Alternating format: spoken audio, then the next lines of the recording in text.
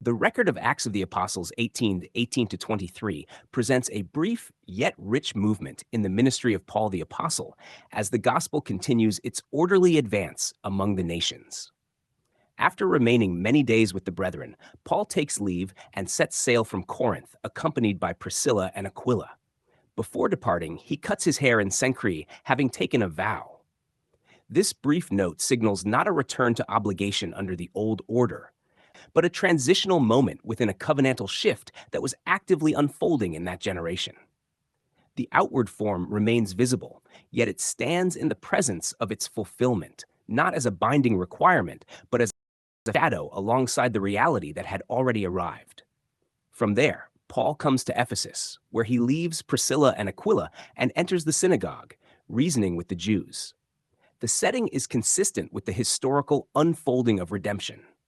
The message is first announced within Israel before extending outward in clarity and completion to the Gentile world. The synagogue itself represents the framework of the former age, still standing, still functioning, yet nearing its appointed end as the fulfillment of all that it anticipated had already come to pass in Christ. When urged to stay longer, Paul declines, but not without expressing a conditional intent. I will return again unto you, if God will. This statement reflects not uncertainty in the accomplishment of redemption, but alignment with the divine timetable governing the close of that age. The work being carried out was not random or indefinite. It was moving toward a definite consummation within that generation, according to what had been spoken beforehand. He sails from Ephesus and comes to Caesarea, goes up and greets the church, and then goes down to Antioch. This sequence marks the continuity of the apostolic witness across key centers of the early assemblies. The gospel is not in its infancy here. It is in its active proclamation phase, pressing toward the completion of its announced purpose. After spending some time in Antioch, Paul departs again, traveling successively through the region of Galatia and Phrygia, strengthening all the disciples. The strengthening mentioned here is not the reinforcement of a system awaiting fulfillment, but the establishment of believers in what had already been accomplished.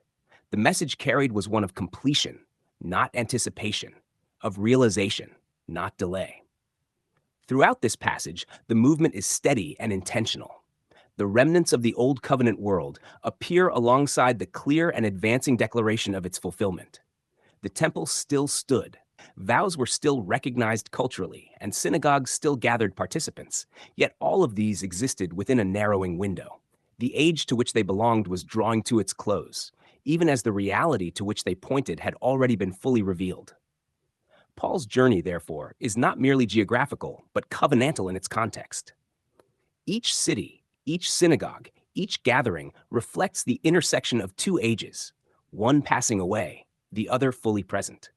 The strengthening of the disciples is rooted in this reality, that what had been promised had been brought to completion, and that the proclamation of this completion was moving swiftly through the known world before the final dissolution of the old order.